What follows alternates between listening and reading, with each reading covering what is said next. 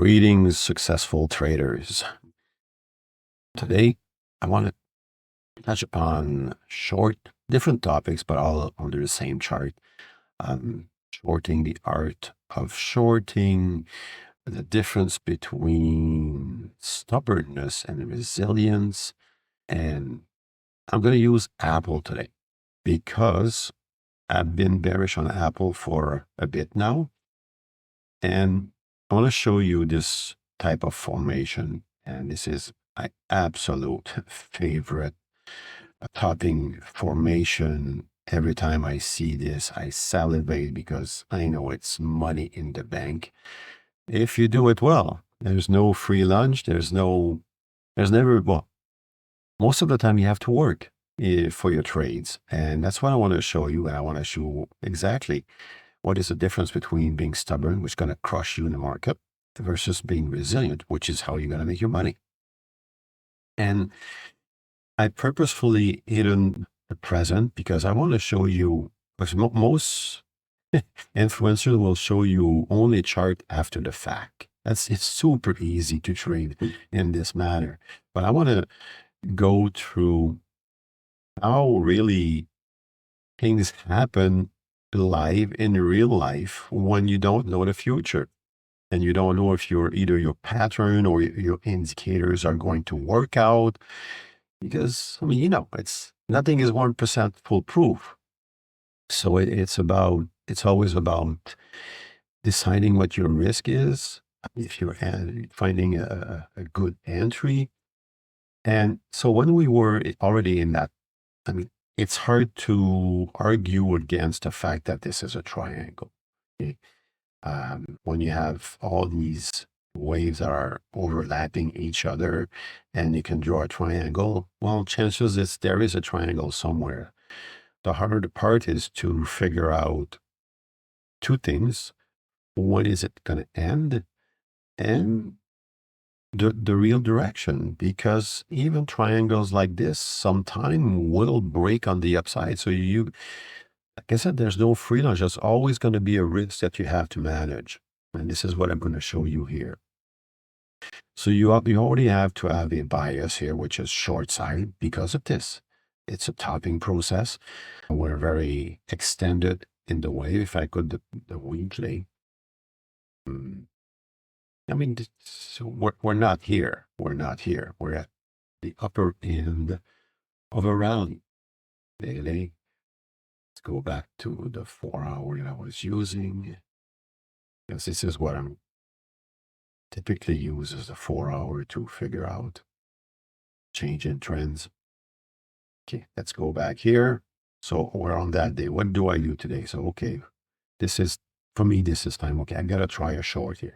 If I don't short here, I'm not doing my job. Okay, I'm listening to either FOMO or fear of making a mistake, and the market is strong, and all sorts of reasons. NVIDIA is making new highs. The elections are coming. I don't care about any of this because this is what I'm focusing on today. And so I did actually enter a short here, and look what happened.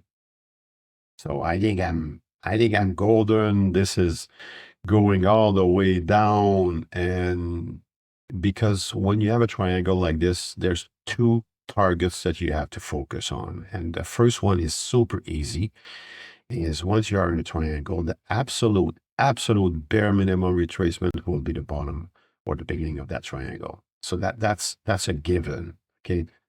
You have to work with that. The second aspect of a topping triangle is that it ends 2 degrees of waves, of 2 degrees of cycle, if you will.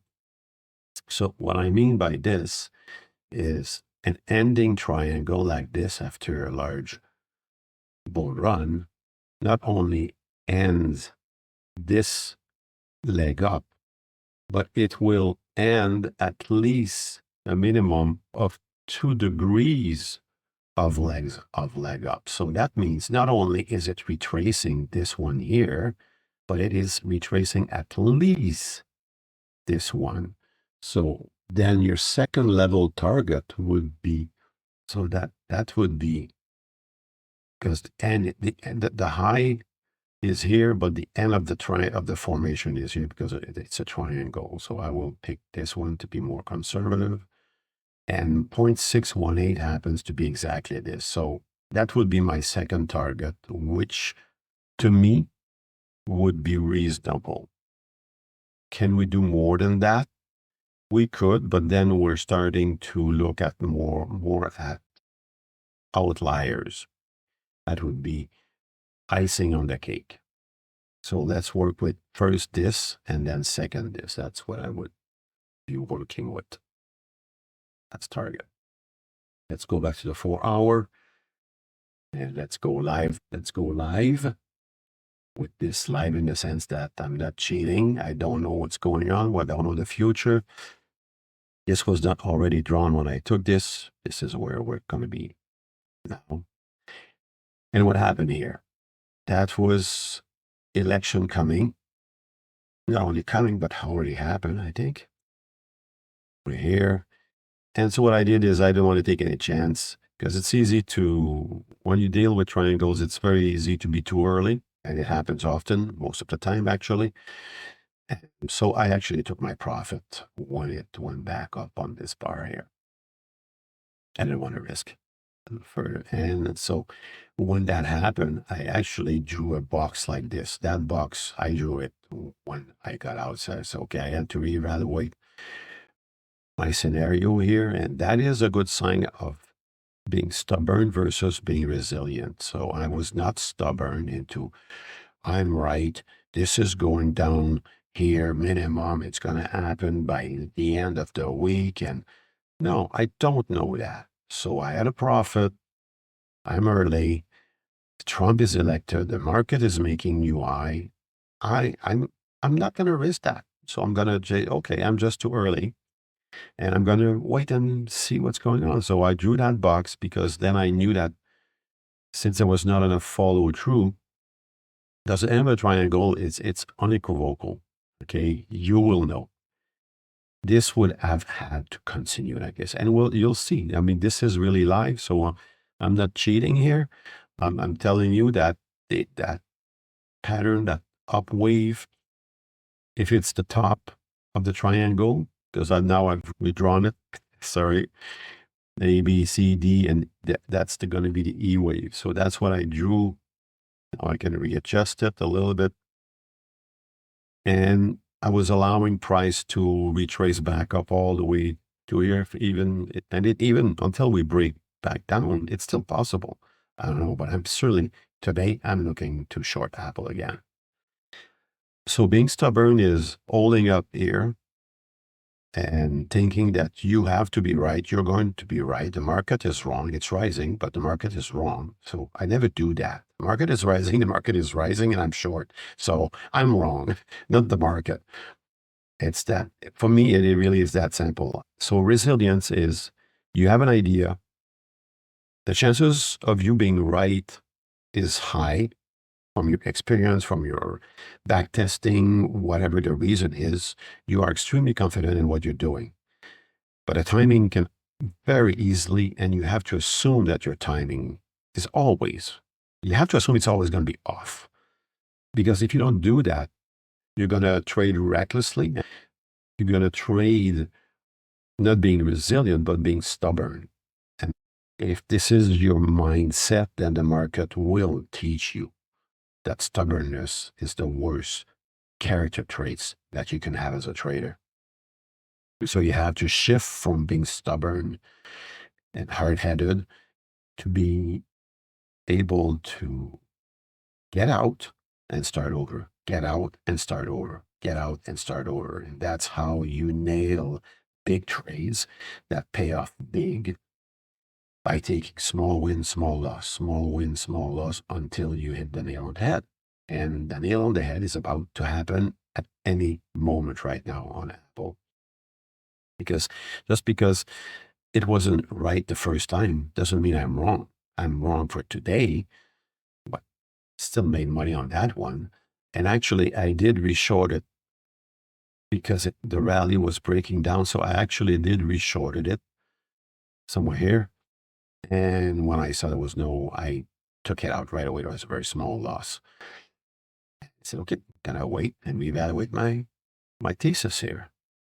And so again, I'm going to try again today. I might be wrong, but I don't know that. But if I don't short it here with the market being weak today, then I'm not doing my job. And let's see on a 15-minute, why would I get short? Well, because everything is there. So I have to. Of course, when the market opens, I never put a trade when the market opens. I always wait 15 minute, half an hour at least. The first half hour, I call this, and I'm not the only one who would tell you that. I call this a kiddie pool. Okay, it's all their retail, everybody that the moment pops, they look at their account after they come back from work the evening, and they put their trade on and say, okay, gotta buy this, I gotta buy this. And so all the buy orders are coming in. They want their Apple, so they buy Apple, it goes back up, or the opposite. They're afraid and they're going to start selling, and then real institutional buyers are coming in, and boom, we'll go back up. So first hour, I mean, there are situations where you can and should act like a huge gap, but oftentimes it's a very opportunity if you're the first to get in on the other side. Oftentimes it's a good trade, but in general, as a rule of thumb, the first 15, 30 minutes, just let it pass, and that's what I'm going to do. See what's the real trend. But I certainly have not given up on shorting Apple. It's just a matter of, it would be my third time. And if I need a fourth and a fifth, I will keep doing it. But I'm certainly not going to miss that trade, which gonna give me instant one. Once you pinpoint the real pivot point out of a triangle, it's almost instant. So in a matter of 1 day, 2 days top, will be there. And if I'm right that this triangle is an ending triangle, topic formation, like I said, it's not only ending this pattern here, it's ending at least those two waves. So the potential is all the way to 165 out of 228. So do the math. Is that a good risk reward ratio? I'll be risking probably $1 on this. Let's be conservative. Let's just take this one for about a $30, 28 to a $30 potential profit. So as a trader, this is what the type of things you look at. This is your work. This is how you get paid big. For me, this is not a scalp. This is more like, call this a swing. So if you trade a lot, you'll do scalp, you'll do swing, you'll do long-term hold. But that would be, for me, a swing trade. Okay, good luck, guys. I'll follow up on this.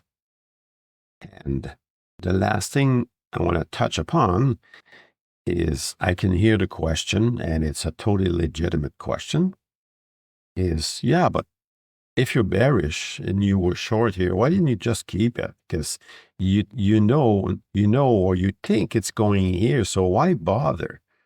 Okay, and we'll come back to this. Do you know for sure that's what's going to happen? If you are, you just let me know, because I will listen to you. If you can guarantee me that there's not going to be another wave up before going there, yeah, I'm going to keep it. If you can, with 100% certainty, you can assure me that, I will. But see, this is where it becomes personal to you, personal to me, in the sense you have to trade in harmony with who you are and the psychological framework that you have, with how much tolerance you have to pain, etc. So I have enough experience trading to know that I'm not always going to be right. And so when you're here, you could say, but hey, why don't, if it's a triangle, and even if the triangle is not over and there's another leg up, you could put a stop right here and just forget about it. I could, absolutely. This is where it will become your personal decision. But here's why I don't do that. Because I trade with a fixed risk risk-based approach. What I mean by that is on a single individual stock, I will risk a maximum of 0.2% of my capital. Not 1%, not 2%, not 5% like Degens, or 10%, whatever. Some people will gamble 100%. So that means I can take 50 trades in a row as a loser before I lose all my capital. Do you think that's going to happen? No, never. So that allows me to trade without any emotion, to be surgical, in, out, without even thinking, because it's on a single basis, it's irrelevant.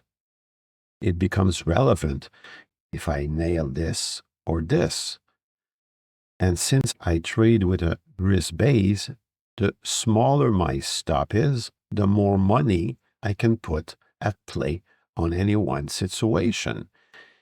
Because most people trade with fixed dollars amount.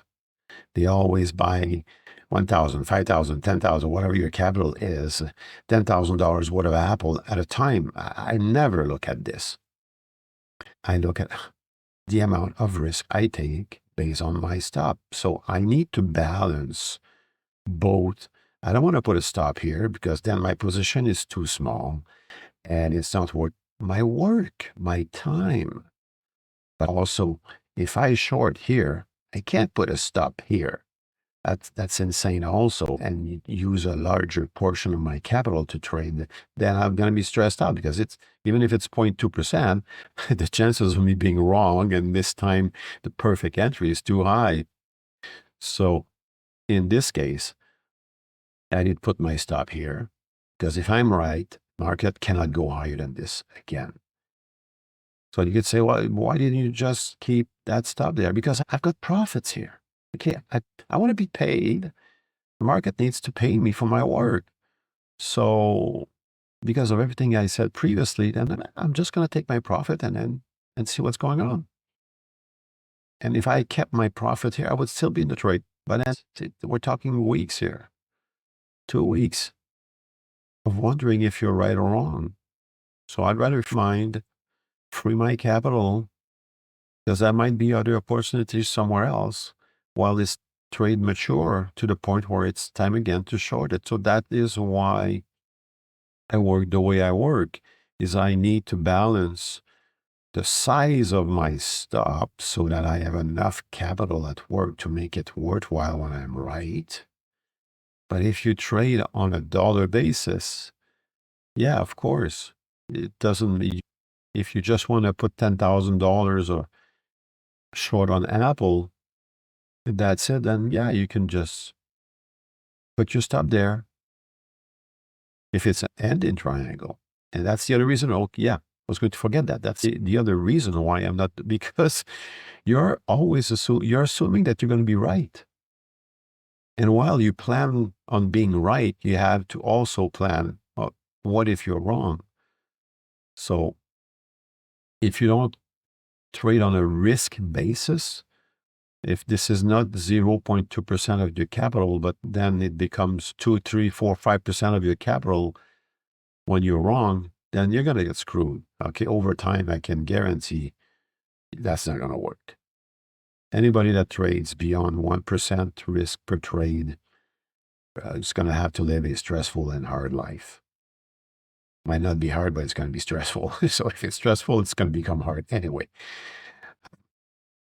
So this is where, as a trader, as an investor, you have to decide for yourself. I can't tell you that you have to work my way, but there's 2 things you need to do. Is, yes, you need to work on a risk basis, not on a dollar basis. And second of all is you need to determine what kind of size you want to play with to make it worthwhile. Because what's going to happen over years of trading or investing is you're going to get tired of working for peanuts. So if you don't put enough capital on that idea, because those moments, I mean, they are far in between in the trading world where you can capitalize on a sharp, swift, rapid move like this. So you want to take advantage, you want to you want to take advantage of that. And in order to take advantage of that, like I said, you want to have enough capital, not too much, but enough. So it's a delicate balance between the two. And only you can decide what's best for you. For me, that is how I work. I'd rather have my capital free, waiting on the sideline in order to re-enter than holding my capital captive for a trade that I do not know yet if it's going to work. So instead of waiting to be taken, I'm short here, instead of waiting to be taken out here if I'm wrong, which is going to be a bigger loss, well, it's still going to be 0.2. Instead of taking a much shorter, smaller profit here. So it's, for me, it's like writing puts or writing calls on a lawn. I'm capturing market premium while I'm planning for my trade. So I booked a small profit. This was basically break even. So I'm still in the green for a trade that still hasn't worked yet. Say I'm still being paid small amount in order to be paid big when it's going to happen. Almost hope, no, I shouldn't say that. I hope it's not going to work out but part of me would like to see, just for educational purpose, me being wrong on this assessment that it's a short here or here or here, and it completely takes off, because that would prove you what I'm trying to say, that you're not going to always be right. And all this experience that I have taught me that this is, for me, this is how I need to trade. I'd rather take my profit than waiting to be proven wrong later. Because a triangle tells you that you should have a drop like this. And since we were going back up instead here, and the market was making, market was making new high. It was post-election. Somewhere, maybe right here, and somewhere else, doesn't matter. The stock market was making all-time new highs, and so there's no way I'm going to wait to see if I'm wrong and risk, hey, whether my stop was there, or if you put your stop there. And so I'm going to bank that profit, reassess, come back later. And later to me is today. And I see today it's not a blank check. I'm not saying that I'm automatically going to short at the open. I'm going to watch the market. I'm going to watch Apple. And if I got my setup, I will take it. If I don't have my setup, I will wait.